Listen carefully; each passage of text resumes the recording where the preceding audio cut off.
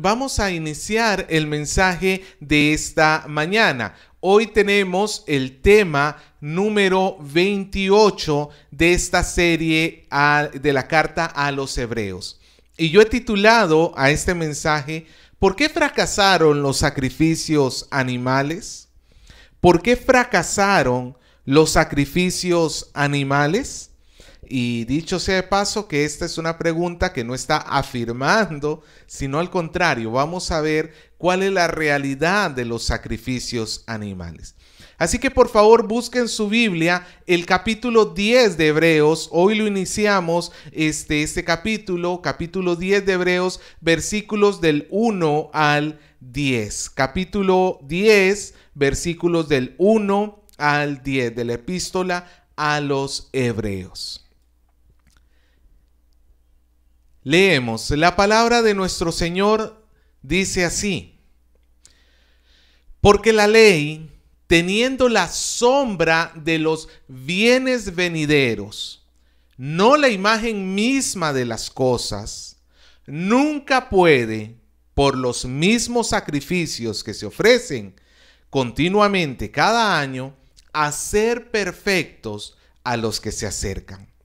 De otra manera cesarían de ofrecerse, pues los que tributan este culto, limpios una vez, ya no tendrían más conciencia de pecado. Pero en estos sacrificios cada año se hace memoria de los pecados, porque la sangre de los toros y de los machos cabríos no puede quitar los pecados. Por lo cual, entrando en el mundo dice: sacrificio y ofrenda no quisiste, mas me preparaste cuerpo. Holocaustos y expiaciones por el pecado no te agradaron. Entonces dije: he aquí que yo vengo, oh Dios, para hacer tu voluntad, como en el rollo del libro está escrito de mí, diciendo primero: sacrificio y ofrenda y holocausto y expiaciones por el pecado no quisiste ni te agradaron, las cuales cosas se ofrecen según la ley, y diciendo luego: he aquí, vengo, oh Dios, para hacer tu voluntad, quita lo primero para establecer lo último. Y esta es la voluntad, en esa voluntad somos santificados mediante la ofrenda del cuerpo de Jesucristo, hecha una sola vez y para siempre. Hace ya algunos años atrás, algunas décadas atrás, un joven llamado Milton fue despedido de la imprenta donde él trabajaba. Así que él amaba hacer chocolate y quería fundar una fábrica de chocolates. Primero lo intentó, invirtió lo que tenía y compró maquinaria y trató de montar su empresa, pero fracasó. Así que él después dijo: bueno, he fracasado, voy a volverlo a intentar. E hizo una nueva empresa aprendiendo de sus errores pasados y volvió a montar la empresa. ¿Y sabe lo que sucedió? Volvió a fracasar. Por segunda vez había fracasado. Así que pues lo volvió a intentar, volvió a establecer otra nueva empresa para ver si esta resultaba, y después de arduo trabajo resultó que volvió a fracasar. 3 veces había fracasado este hombre en su intento. Así que pensó y dijo: bueno, vamos a corregir, y corrigió algunas cosas y se lanzó una 4ª vez para poder fundar una fábrica de chocolate. ¿Y sabe lo que sucedió en esta 4ª vez? Esta vez sí funcionó. Este hombre creó la fábrica de chocolates Hershey. Él era Milton Hershey, de los chocolates Hershey que conocemos hasta el día de hoy. Después de tantos intentos, tuvo éxito. Y es que, amado hermano, creo que todos nosotros podemos sentirnos de una u otra manera identificados con este proceso. Intentamos hacer algo, fracasamos y entonces intentamos de otra manera y pues por ahí tenemos éxito, por ahí sí funciona el asunto. No todo en la vida nos funciona la primera vez, es más, vamos a cosechar muchos fracasos a lo largo de nuestra vida y forman parte de la enseñanza que Dios tiene para nosotros. Son una gran escuela los fracasos, no deberíamos verlos necesariamente como cuestiones malas. Pero el problema es cuando nosotros tratamos de trasladar este tipo de pensamiento a la forma de ser de Dios. Nosotros los seres humanos pues vamos a fracasar muchas veces y aprendemos de nuestros errores y luego vamos a encontrar un camino que sea exitoso, en teoría. Pero si nosotros pensásemos que Dios es así, entonces vamos a encontrarnos con grandes problemas. Por ejemplo, lo que le sucede a muchas personas. Ven el Antiguo Testamento y dicen, bueno, el Señor hizo un hombre, pero el hombre fracasó en ser santo, fracasó en el plan de Dios y entonces el hombre se rebeló contra Dios, Adán y Eva en el huerto, y entonces Dios tuvo que idear ahora un plan para poderlo corregir, que es el Antiguo Testamento que encontramos con Moisés, y entonces a través de los sacrificios el pueblo se reconciliaba con Dios, pero luego también eso fracasó y entonces Dios pues nuevamente ha tenido que hacer como Milton, ha tenido que buscar otra alternativa y entonces dijo, ya sé, voy a mandar a mi Hijo Jesucristo para que Él dé su vida. Y entonces después de 3 intentos, recién nuestro Señor llegó a tener éxito. Eso es lo que algunas personas piensan acerca de nuestro Dios. Pero la cuestión es que no es así. El título de esta prédica yo lo he llamado ¿Por qué fracasó los sacrificios animales? Pero no porque esté afirmando de que hayan fracasado, sino porque en realidad Dios nunca lo hizo, nunca fracasó. Eso es lo que vamos a estudiar hoy. ¿Fracasó Dios en su intento de salvar a los hombres a través de los sacrificios animales? ¿Fue un fracaso tener que dar por terminado el antiguo pacto para inaugurar el nuevo? Vamos a ver lo que nos dice las Escrituras. Estamos entrando o ya estamos terminando la primera sección de toda esta epístola. Recordemos que el escritor a los hebreos está persuadiendo un grupo de judíos que se sigue resistiendo a creer verdaderamente en Jesús. Ellos creen hasta cierto punto en Jesús, pero siguen confiando en el sacerdote, siguen confiando en la ley de Dios, siguen confiando en la forma del antiguo pacto como medio para acercarse a Dios. Y el autor está persuadiéndolos para que entiendan que esas cosas ya han cumplido su propósito y ya no tienen que servir como medios de acercamiento a Dios porque ahora tenemos lo perfecto. Y todo esto se explica desde el capítulo 1, versículo 1 hasta el capítulo 10, versículo 18, que ya está muy cerca. Ahí es donde el autor habla sobre la teoría. Y a partir del capítulo 10, versículo 19, vamos a comenzar a ver la práctica de lo que nos ha enseñado. Así que comencemos viendo nuestro primer punto. Vamos a analizar los sacrificios animales, a ver si de verdad es que fracasó Dios a través de los sacrificios animales. Y el versículo 1 nos comienza diciendo, porque la ley, teniendo la sombra de los bienes venideros. Esta palabra bienes venideros es muy importante porque nos dice cuál era el objetivo del Antiguo Testamento, de los sacrificios del Antiguo Testamento. Nos dice que estos eran sombra de los bienes venideros. Como traducen algunas otras Biblias, que la ley lo que contenía era la sombra de las cosas buenas que Dios traería en el futuro. Y es que cuando pensamos en este pasaje, no podemos dejar de pensar en Génesis capítulo 12, versículos del 1 al 3, uno de los pasajes más importantes que tenemos en las Escrituras. Este es un pasaje central y lo hemos estudiado ya muchas veces porque es el pasaje donde Dios se revela a Abraham por primera vez y hace un pacto con Abraham. Y escucha lo que el Señor le dice en Génesis 12. Dios le dice a Abraham: vete de tu tierra y de tu parentela y de la casa de tu padre a la casa que yo te mostraré. Y haré de ti una nación grande y te bendeciré. Cosas buenas. Te bendeciré y engrandeceré tu nombre y serás bendición. Bendeciré a los que te bendijeren y a los que te maldijeren, maldeciré. Y en ti serán benditas todas las familias de la tierra. Esta es la bendición venidera. Estos son los bienes venideros que el autor de los Hebreos está pensando acá.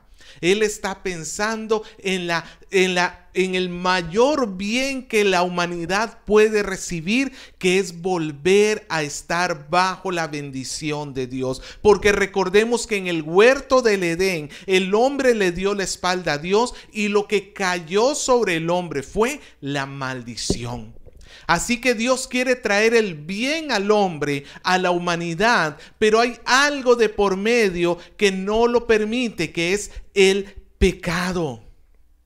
Así que el autor de Hebreos nos dice que Dios dio algo para poder comenzar a traer los bienes venideros, la reconciliación con Dios, la salvación, el poder ser otra vez puestos en el paraíso juntamente con nuestro Dios. Y para eso trajo la ley. La ley consistía, lo que básicamente tenemos en este contexto como ley, son los sacrificios rituales que encontramos en el libro de Levíticos, donde el pueblo tenía que estar ofreciendo a través de un sacerdote animales inocentes para poder cubrir sus faltas delante de Dios. Y estos sacrificios tenían por objetivo mostrar que la salvación es de Dios. En otras palabras, a través de estos sacrificios, Dios le estaba mostrando al pueblo de que es Él quien estaba salvando a su pueblo, porque ellos no podían ser lo suficientemente buenos. Ellos no podían alcanzar el alto estándar de Dios, y entonces uno inocente, en este caso un animalito, tenía que morir por ellos en lugar de ellos. Entonces el objetivo de la ley era mostrarles que Dios salva. Y va a salvar a través de un gran sacrificio que vendría en el futuro, y que llegó en la persona de nuestro Señor Jesucristo. Pero el pueblo comenzó a malentender la situación, y ellos comenzaron a ver los sacrificios como la fuente misma de la salvación. Si ellos sacrificaban a Dios, entonces serían salvos, como aquel que piensa que por ponerse en la iglesia, por ir a la iglesia, ya por eso Dios lo debe estar perdonando, o por aquel que piensa que por ayudar a alguien, por hacer una buena acción, ya por eso entonces Dios lo debe estar perdonando. Es el mismo principio que ellos están aplicando. Vamos a ser salvos por lo que nosotros hacemos. Y entonces tomaron los sacrificios como una forma de salvación, no como la sombra, como nos dice en el versículo 1, que aquí es donde está lo importante. Nos dice que la ley, teniendo la sombra de los bienes venideros, no la imagen misma de las cosas. Cuando quizás te ha resultado a ti, te ha sucedido a ti, que tú estás esperando a alguien y de repente esa persona viene caminando hacia ti, tú todavía no lo has visto, estás viendo, por ejemplo, hacia el piso, y de repente ves que lo primero que llega a ti es la sombra de esa persona. El sol estaba ocultándose en lo profundo, o estaba recién saliendo si era de mañana, y la sombra es larga, se proyecta, y entonces esa persona va caminando, y lo primero que tú viste que llegó delante de ti fue la sombra de esa persona. Cuando tú ves la sombra de esa persona en el piso, tú ya puedes darte una idea general de qué es lo que viene. Primero que todo, ves que viene una o más personas, puedes deducir si es hombre o mujer en términos generales, puedes ver un poco si es un niño o si es un adulto, puedes ver ciertos rasgos generales. Eso es lo que se encarga la sombra, de hacer un anuncio general. Pero la sombra en sí mismo no es lo definitivo, no es la imagen misma. Cuando llega la sombra, tú no le dices, te estaba esperando, sombra. No, cuando llega la sombra simplemente te está avisando a ti que está llegando la persona, y cuando llega la persona, tú te olvidas de la sombra, tú no sigues viendo la sombra, no sigues hablando con ella, ya no te importa la sombra. Ahora lo único que te importa es que ya llegó esa persona que está allí, que esa persona proyectaba esta sombra. Eso es lo que nos dice acá. La ley solamente tenía la sombra de los bienes venideros, de lo que el Señor iba a hacer. La ley lo que hacía era anunciar a futuro. Lo que la ley hacía era ilustrar lo que el Señor haría. Tanto sacrificio que había en la ley servía para que ellos supieran que un día vendría el gran sacrificio por parte de Dios, el sacrificio de los sacrificios, el último, el que era necesario, el verdadero sacrificio. Así que cuando Dios dio su ley, Él no estaba esperando que su pueblo se salvara a través de los sacrificios animales. Es más, los sacrificios animales no pueden hacer nada por el corazón del pueblo. Vamos a ver de qué manera los sacrificios son inefectivos. Mira lo que continúa diciendo el versículo 1. Nos dice entonces que la ley, teniendo la sombra de los bienes venideros, no la imagen misma de las cosas, nunca, y recalque esa palabra, nunca puede, por los mismos sacrificios que se ofrecen continuamente cada año, hacer perfectos a los que se acercan. Nunca puede hacer perfecto a los que se acercan. Primera cosa en la cual se muestra la ineficiencia, porque no dan acceso a Dios. Los sacrificios no dan acceso a Dios. La palabra de Dios nos dice que no pueden hacer perfectos. Y entonces, nosotros tenemos que entender y definir bien lo que significa la palabra perfección en este versículo y en el contexto en que estamos hablando. Perfección, dentro de este contexto, tiene que ver con el pecado que nosotros hemos hecho. Nosotros somos imperfectos, nosotros no somos dignos de poder acceder delante de la presencia de Dios porque hemos pecado y estamos manchados con nuestro pecado. Nosotros nos hemos rebelado contra Dios y por tanto nuestra vida no es perfecta delante de Él. Tenemos pecado. Y entonces lo que el autor está diciendo acá es que esos sacrificios no pueden, como vamos a ver a continuación, no pueden borrar tu pecado y por tanto no puedes entrar delante de Dios. Recuerde que en el tabernáculo el pueblo nunca podía ir más allá de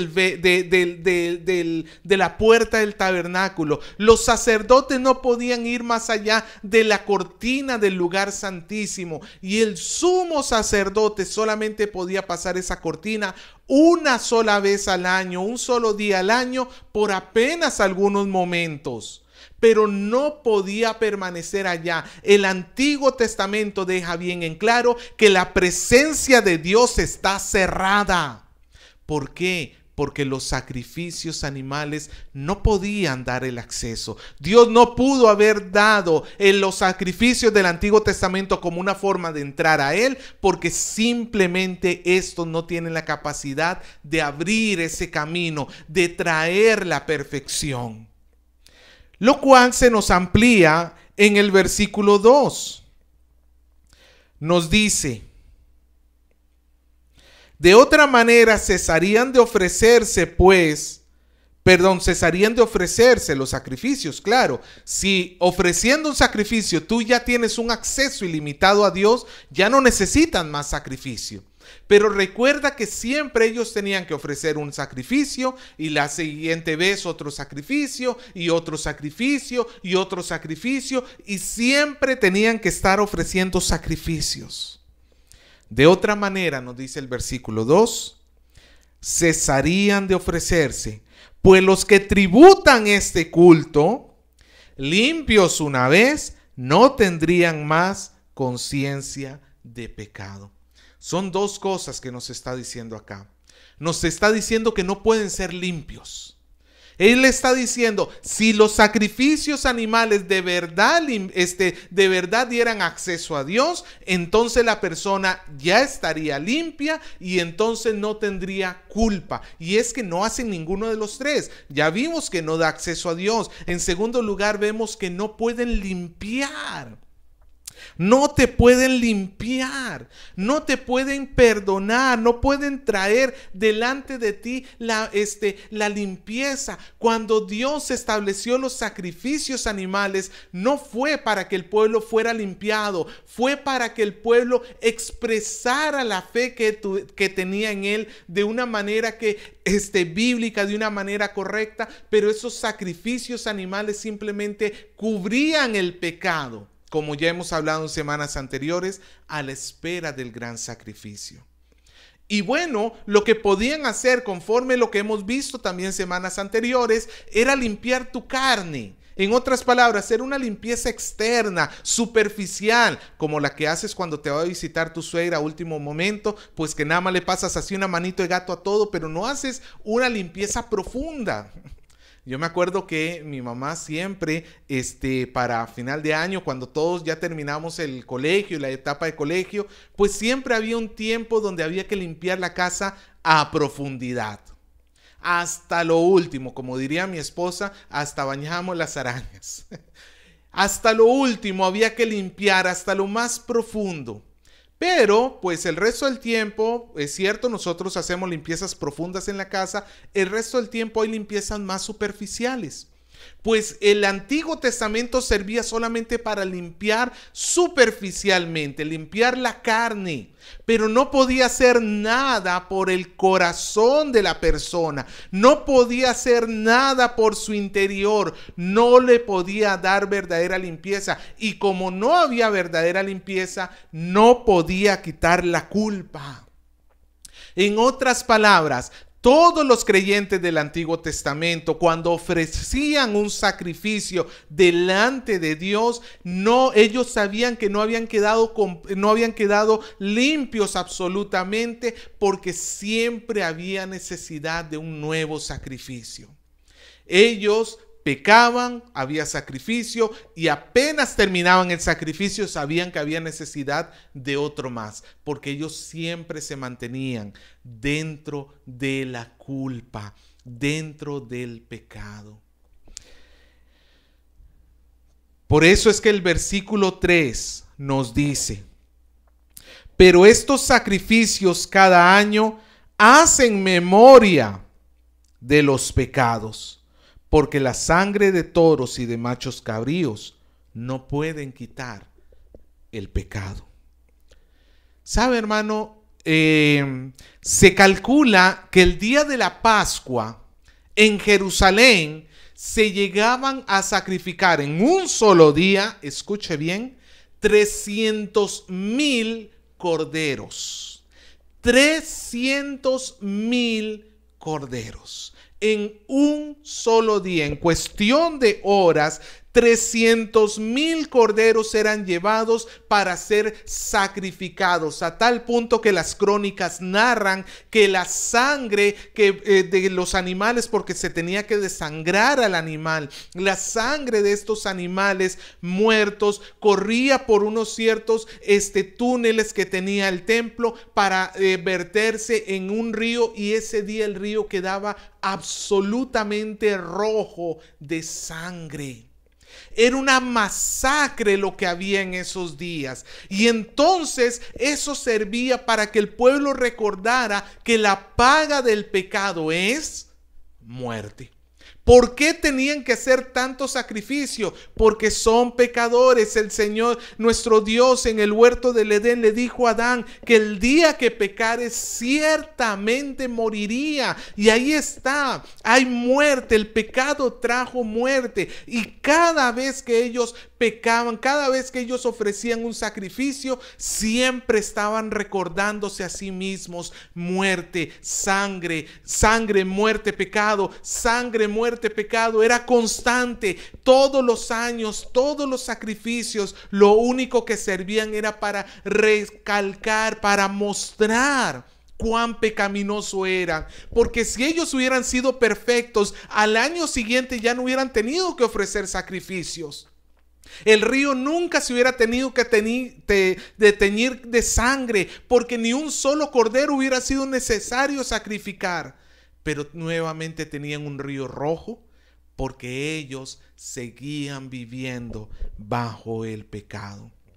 Entonces, cuando Dios dio el Antiguo Testamento, como nos dice claramente el versículo 4, la sangre de los toros y de los machos cabríos no puede quitar los pecados. Dios no fracasó cuando dio el Antiguo Testamento. Dios no fracasó cuando Dios instituyó los sacrificios animales, porque nunca fue su idea que esos sacrificios trajeran el perdón. Ya vimos que no ofrecen acceso a Dios, ya vimos que no dan limpieza alguna, ya vimos que ni siquiera pueden librar la culpa de la persona. Pero entonces Dios estaba anunciando a través de estos sacrificios un gran sacrificio que vamos a ver a continuación.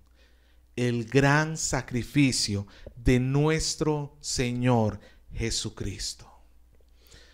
Los animales no podían, pero mira lo que nos dice el autor de Hebreos a partir del versículo 5.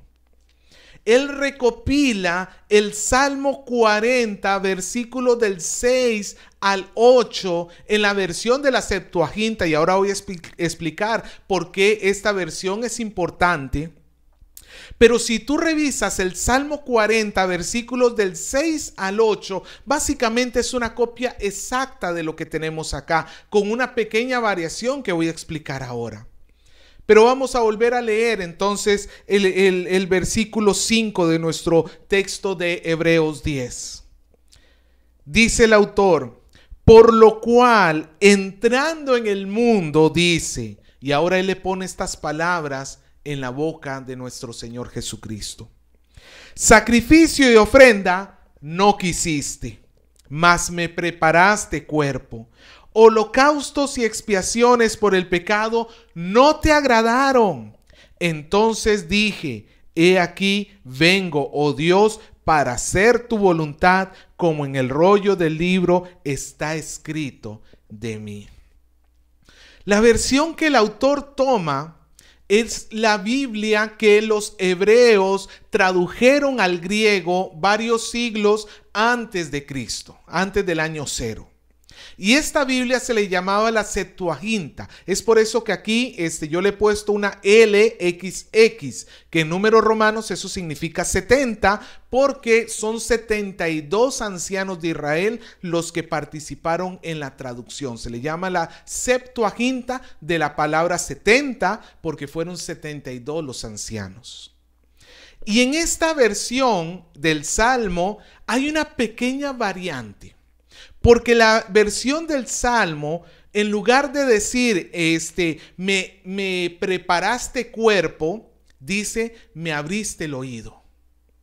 Y entonces, pues, ha habido siempre como una disyuntiva. ¿Por qué si el Salmo dice, me abriste el oído, en la versión de la Septuaginta se tradujo con, me preparaste cuerpo? Porque los dos están hablando de un solo fin. Son expresiones idiomáticas, para poder expresar una misma idea, valgan la redundancia, para poder expresar una misma cosa. En Isaías 50, versículo 5, nos dice así acerca de Isaías. Jehová, el Señor, me abrió el oído y no fui rebelde ni me volví atrás. La expresión abrir el oído tenía que ver para el mundo hebreo con hacer la voluntad de Dios, con ser obediente a Dios. Pues cuando el Señor Jesús en el Salmo 40 dice, me preparaste cuerpo, ¿para qué el Señor tomó cuerpo mortal? ¿Para qué el Señor se encarnó en este mundo?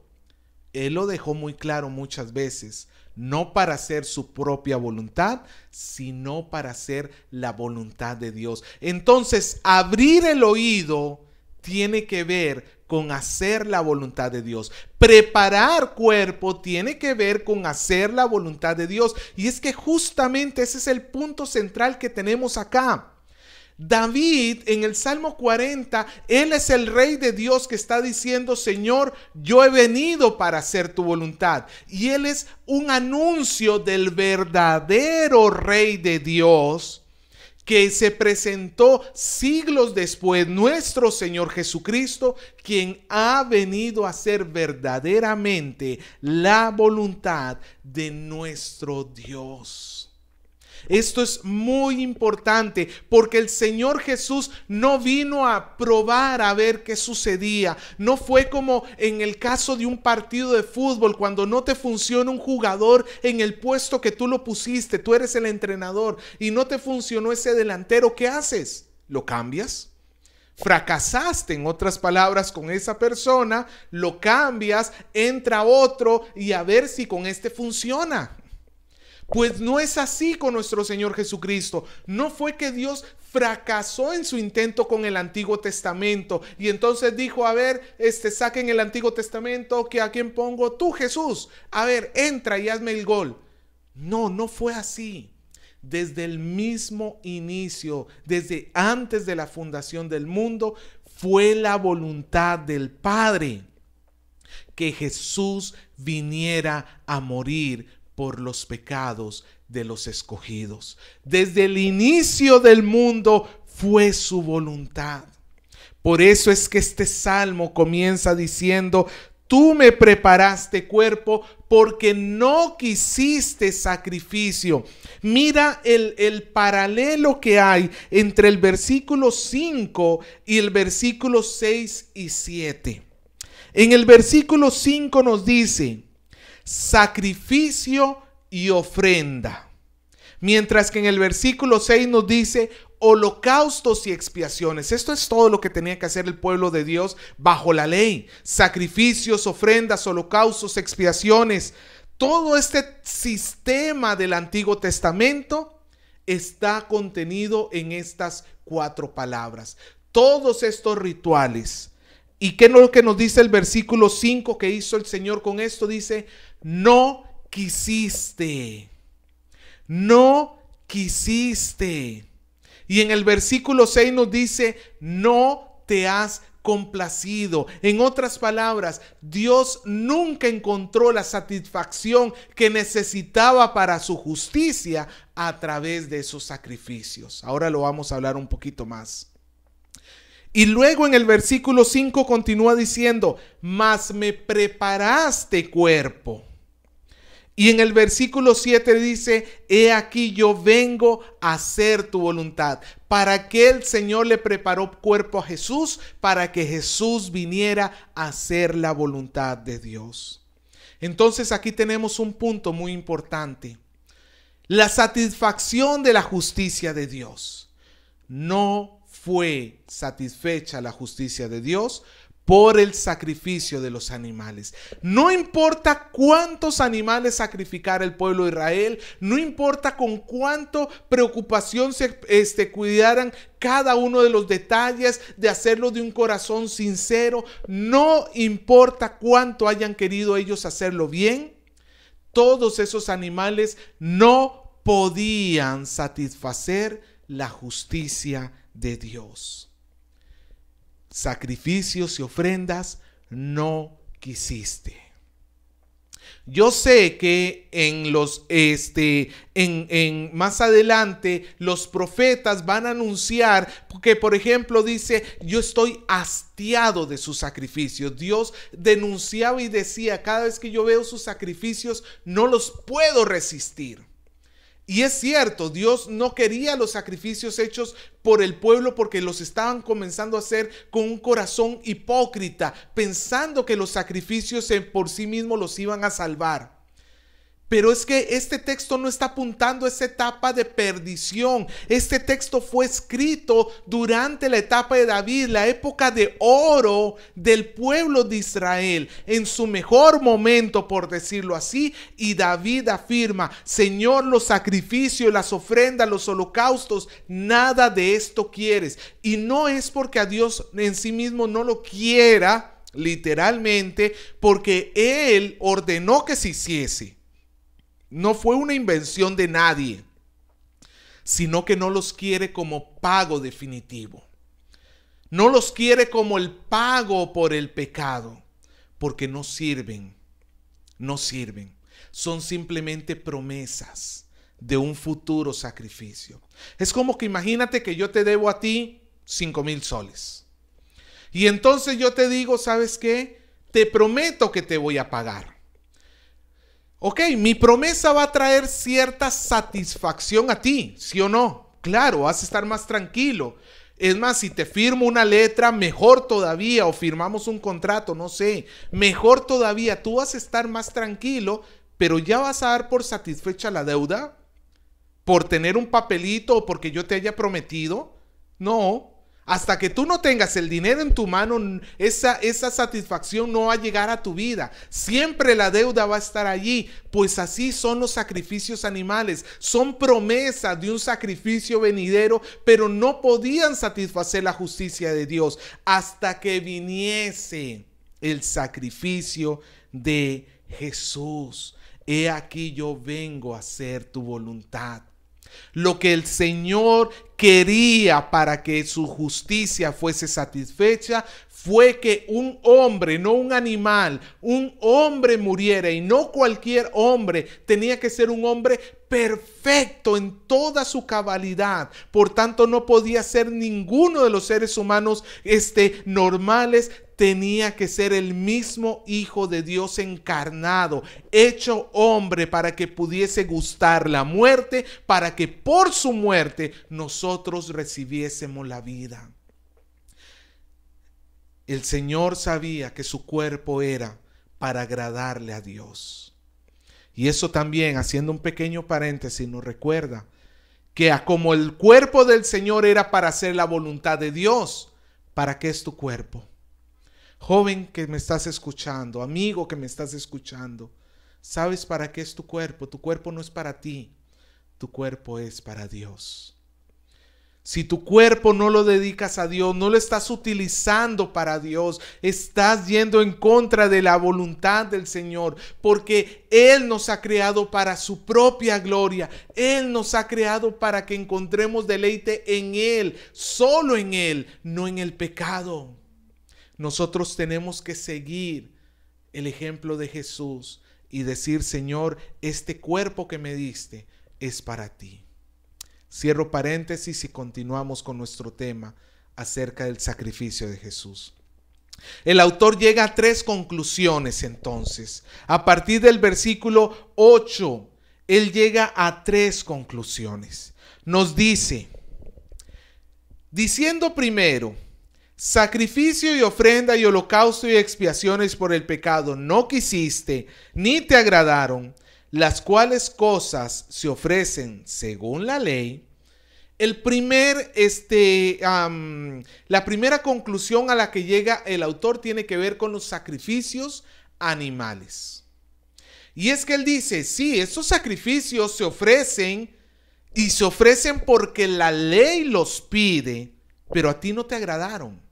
¿Sabe por qué no le agradaron a Dios en sí mismo? Porque, como hemos repetido, no eran una forma de pago, eran una expresión de esperanza. A Dios no le agradó como pago el que un animal o 1,000,000 de animales murieran. Eso no satisfizo su ira sobre el pecador. Era simplemente una expresión del gran sacrificio. Era una figura del supremo sacrificio que vendría a continuación. A Dios no le agradaban de por sí esas ofrendas, no le agradaban esos sacrificios, no los esperaba como pago, sino que los veía como la expresión de un pueblo que esperaba en la salvación de Dios. Eso es lo que debió haber sido. Pero nos sigue diciendo la segunda conclusión en el versículo 9. Ya vimos entonces que el Señor los sacrificios y las ofrendas, cuando dijo esto, no las quiso en sí mismas. Y el versículo 9 nos dice, y luego dijo, diciendo luego, he aquí que vengo, oh Dios, para hacer tu voluntad.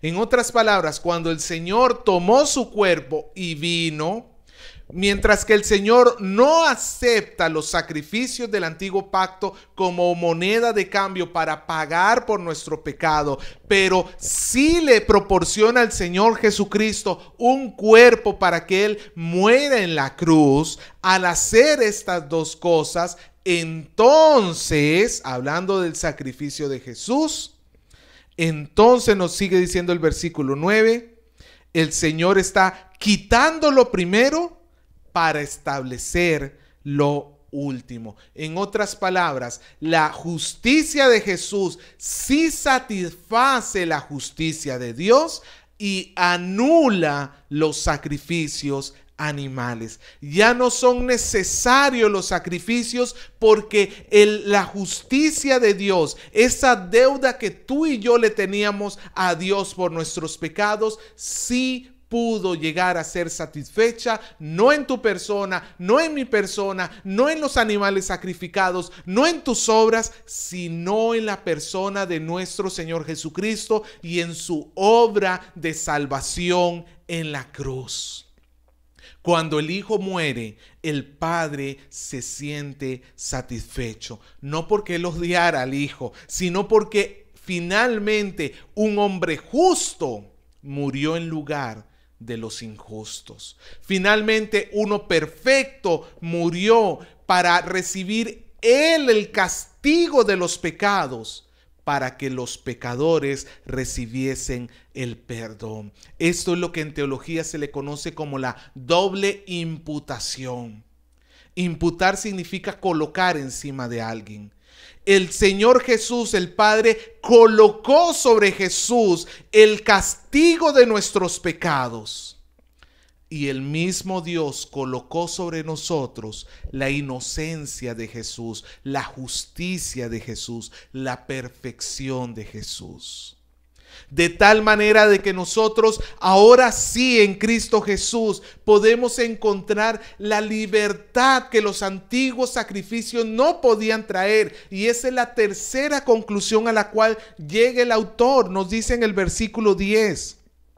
Y en esa voluntad somos santificados mediante la ofrenda del cuerpo de Jesucristo, hecha una sola vez y para siempre. Nuevamente, a través del sacrificio de Jesús vemos que Él sí santifica eternamente. Este texto lo comenzamos viendo cómo los animales no podían. La ley no podía ser libre de la culpa, no podía ser libre del pecado, no podía limpiar tu corazón. Pero la palabra de Dios nos dice que el sacrificio de Jesús sí pudo, y lo pudo con un solo sacrificio, una sola vez. El Señor no fracasó en el Antiguo Testamento porque Él no estaba tanteando a ver qué funcionaba. El Señor desde el inicio sabía que la única manera de ser salvos era a través de de Jesús. Y los sacrificios del Antiguo Testamento solo anunciaban ese gran sacrificio. Pero una vez que llegó Jesús, una sola vez y para siempre, te hizo perfecto. ¿Perfecto en qué sentido? Porque ciertamente yo sé que tú ves a tu esposo que es cristiano y dices, no, él no es perfecto, pastor. Yo sé que como cristianos todavía no tenemos la perfección en cuanto a nuestra absoluta manera de vivir santa, en parecernos a Jesús en todo sentido. Pero sí tenemos la perfección en cuanto a nuestro acceso a Dios. El Padre satisfizo su ira en Jesús para abrir el camino para que tú puedas entrar delante de Él y ya no hay nada más que hacer. En Cristo Jesús ya fue hecho todo lo que se necesitaba hacer. En Cristo Jesús la ira de Dios ya fue satisfecha y tú ya has sido santificado. Mira lo que nos dice este texto. Una sola vez. ¿Y hasta que vuelvas a pecar? No, amado hermano, Cristo no va a volver a regresar para dar su vida por ti. Una sola vez y para siempre. El que es santificado eternamente. Es cierto que seguimos batallando con esta naturaleza pecaminosa hasta el día que nuestro Señor Jesucristo regrese, pero eso no tiene nada que ver con nuestro acceso a Dios. Eso no tiene nada que ver con nuestra posición como santos, como limpios delante de Dios. Es cierto, tenemos que pedirle al Señor perdón por nuestros pecados, perdón cada vez que pecamos, pero no es para volver a acceder delante de Él, porque ese camino es abierto para siempre en Cristo Jesús. Por eso es que, amados hermanos, Dios no fracasó con los sacrificios animales. Dios no fracasó cuando le ordenó a Moisés sacrificar animales. Él lo que estaba haciendo era anunciar que un día enviaría a su hijo. Por tanto, el autor a los hebreos es como si les estuviera diciendo a estos hombres, entonces ya dejen de lado el confiar en estos sacrificios y vengan a Jesús, quien es verdaderamente el Salvador de tu alma. Amigo que me escuchas, ven a Cristo, porque solamente Él puede salvarte. Tú que me escuchas ahí en tu casa, ven a Cristo, porque solamente Él puede traerte la libertad que tú necesitas. Si tú no vienes a Él, no hay forma. Si tú no vienes a Él, el acceso a Dios está cerrado. Por más buena gente que tú te creas, por más bueno que tú pienses que es, por más religioso. Si tú no vienes a Cristo, no hay forma. Pero iglesia, regocíjate porque todo lo que se necesitaba hacer por ti ya está hecho. Allá en la cruz, el Señor pagó por nuestros pecados, para darnos un corazón nuevo y limpio con el cual podamos agradecerle hoy. Así que vamos a orar y pedirle a Dios que nos ayude a entender la misericordia y la gracia suya de su perdón en Cristo Jesús. Y si tú hoy te acercas a Cristo en arrepentimiento y fe, el Señor va a borrar toda tu culpa. El Señor va a quitar ese castigo que pesa sobre ti para darte una nueva naturaleza, para llevarte a la presencia de Dios por la eternidad, para santificar en su cuerpo para siempre tu vida.